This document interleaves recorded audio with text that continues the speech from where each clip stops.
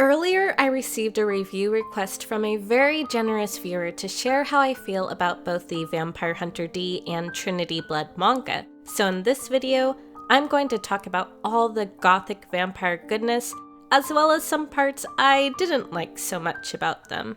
Starting off with Vampire Hunter D, which presents a really interesting sci-fi take on vampires. It's set in the post-apocalyptic future, where humanity nearly wiped itself out with nuclear warfare, and all the radiation spawned a race of vampires called the Nobility. They ruled for thousands of years, but now their numbers are mysteriously dwindling, so humanity is finally trying to fight back. And in case you guessed it from the title, our main character is a vampire hunter who simply goes by D. He's a Vampyre, meaning he's half human, half vampire, and he's feared by both sides. This makes him a bit of a gruff outsider, but deep down, he does actually have a good heart and cares about others. In fact, he kind of reminds me of Geralt from the Witcher series, which I love, and the stories in Vampire Hunter D follow his action-packed adventures, fighting against mutant monsters, vampires, and sometimes humans. Each volume adapts a different novel in the original book series that they're based on, but I'm going to be upfront here and say that some volumes are better than others. Like, I really wasn't a fan of the vampire villains in the first volume because they feel really one-dimensional. It's as the volumes go on that we start getting a deeper, more nuanced understanding of the vampires, and the story becomes more compelling for me. I think my favorite volume by far, though, is Volume 3, where a wealthy man hires a bunch of bounty hunters, D included, in a race against time to rescue his daughter Charlotte from a powerful vampire before she's turned. However, D begins to feel conflicted as he starts to realize that Charlotte and the vampire may actually be in love. For me, this felt like a high-stakes emotional roller coaster, and FYI, this is the same storyline that the Vampire Hunter D Bloodlust anime is based on, and if you haven't seen the Bloodlust anime, it's a visually stunning gothic masterpiece that's definitely worth checking out as well. Both the manga and the anime are fantastic. Okay, next I'm going to move on to another genre-bending vampire series, and that's Trinity Blood. This one is also set in the post-apocalyptic future, where a massive war between humans and vampires nearly wiped both sides out. Now there's a fragile peace between the two species, and humanity is ruled and protected by the Vatican. The story centers around Esther, a novice nun whose church gets massacred by a vampire, so she teams up with Abel Nightroad, a priest and a vampire who drinks the blood of other vampires.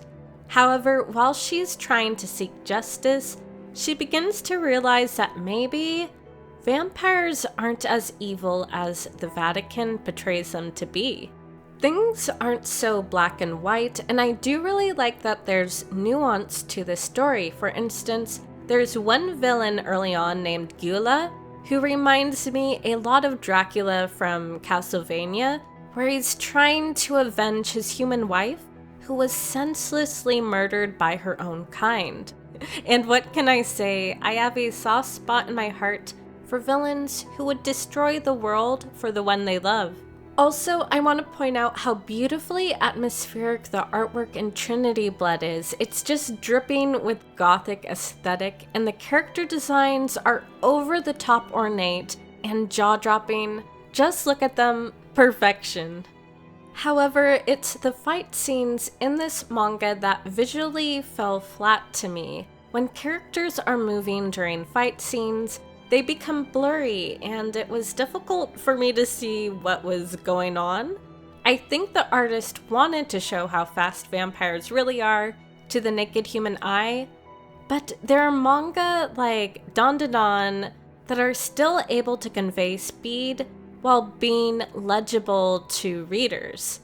Regardless of my issues with the fight scenes, though, this manga still has really interesting world building, a compelling and endearing cast of characters, and tons of political intrigue. Alright, those are my thoughts on Vampire Hunter D and Trinity Blood, and if you are looking for more manga that'll satiate your appetite for gothic vampires, don't worry, I have one other manga that I'd like to mention, and that's Rosen Blood. It's actually a reverse harem romance that centers around a girl named Stella who is destitute, so she accepts a job as a live-in maid at an isolated manor surrounded by thorns. However, she begins to realize that her employers are hiding a lot of secrets from her. They may not be human, and they all think she looks pretty delectable. This manga is filled with gorgeous art that I just want to hang up on my wall, and reading it feels like I'm getting swept away into a gothic fairy tale. It's just an overall addicting, sappy vampire romance that hits all the right spots. So if you like romances along the lines of diabolic lovers, you'll probably have a good time with this one as well.